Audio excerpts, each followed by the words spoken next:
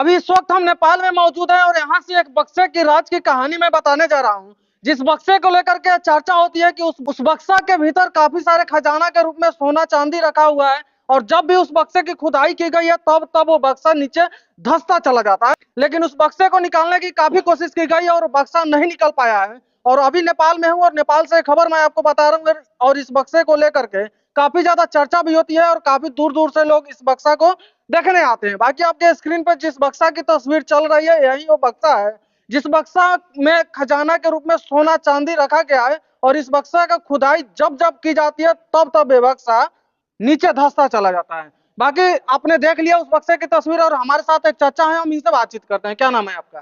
Sir, मेरा नाम शत्रुघ्न प्रसाद साहू है। इस बक्सा के बारे में क्या जानते हैं आप? देखिए, इस बक्सा के बारे में हम यही जानते हैं, हम बिजनेस व्यापार के चलते इधर हमारा आवागमन है। हमारा घर तो छौड़ादान प्रखंड पड़ता है, रामनगर गांव हुआ। इनके बारे में हम यही जानते हैं कि ये बक्सा को पुराने जमाने में राजा महाराजा के जमाने में यानी सेवई सिंह के जमाने में लोग कहते हैं कि 100 हाथी का बल, 100 हाथी का बल नाम से नहीं लोग कहते हैं कि बल लगाकर इन बक्से को सिकड़ी के द्वारा उठाया गया था, तो ये बक्सा नहीं उठा नहीं निकला। यानी उस टाइम इस बक्से को निकालने के लिए 100 हाथी को सिकड़ी से इस बक्सा को बांधा गया और 100 हाथी के बल से इसको निकालने की कोशिश किया गया लेकिन नहीं निकला।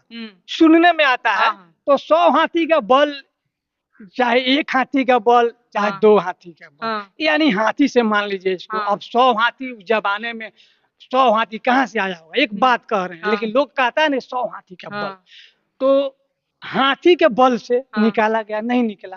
दूसरा बात कि जेसीपी का जमाना, अब मान लेते कि राजा सेवई सिंह का हम कहाँ जानते हैं कि हाँ कितना बरस पहले की कहानी है। राजा सेवई सिंह कितना बरस से राजा थे, कौ बरस हुआ, 1000 बरस हुआ कि 500 बरस हुआ। लेकिन फिलहाल में जेसीपी का जब समय आया ना, तो वो भी हमको जानकारी है, मालूम है।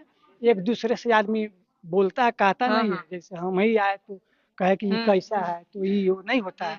तो पता चला कि जेसीपी भी आया हुआ था, तो जेसीपी खुदाई करके जब देखा जाता है कि अब आ जाएगा, तो फिर नीचे चला जाता था। यानी जेसीबी से इसको खुदवाया भी गया तो बक्सा नीचे धंसता चला गया, लेकिन जेसीबी से भी नहीं निकला। बस हाँ, ये हमको जानकारी है, मालूम है। अब देखने नहीं आया, ये प्रभु की लीला जाने। यहाँ पर अच्छा, हम छोड़ देते हैं जो कुछ भी हुआ हो, लेकिन इस बक्सा की चर्चा नेपाल से लेकर के पूरे भारत तक होती है कि नेपाल में एक ऐसा बक्सा है जिस बक्सा की जितनी खुदाई की जाती है उतने वो नीचे धंसा चला जाता है और उस बक्से में सोना चांदी सब कुछ भरा हुआ है। लोग तक कहता है। अब देखिए, राजा सेवई सिंह का है, लोग कहता है कि 14 कोस की राजधानी में, हम आंख से भी ऐसे देखते हैं, सोचते भी है, समझते भी है।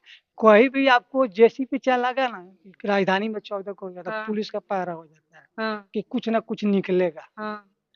ऐसा भी है यहाँ पर।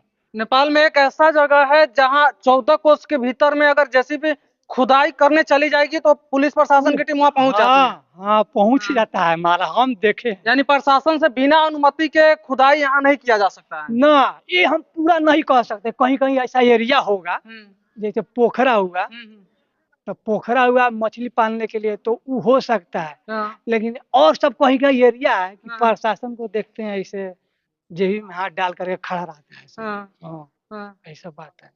बाकी हम नेपाल से आपको एक ऐसा तस्वीर दिखा रहे थे जिसमें एक बक्से के खुलासा किए चाचा, और यहाँ के लोगों का मानना है कि इस बक्से की खुदाई जब जब हुई है तब ये बक्सा नीचे धंसता चला गया और इस बक्से में सोना चांदी भरा हुआ है। बाकी उस टाइम क्या कुछ हुआ था जिस वजह से ये बक्सा यहाँ पे पड़ गया, और उसके बाद इस बक्सा का तो है काफी सारा चर्चा भी होता है और काफी सारे लोग इस बक्सा को देखने तक आते हैं। और इस बक्सा की चर्चा जो है नेपाल से लेकर के पूरे भारत तक होती है और लोग इस बक्सा को देखने तक आते हैं।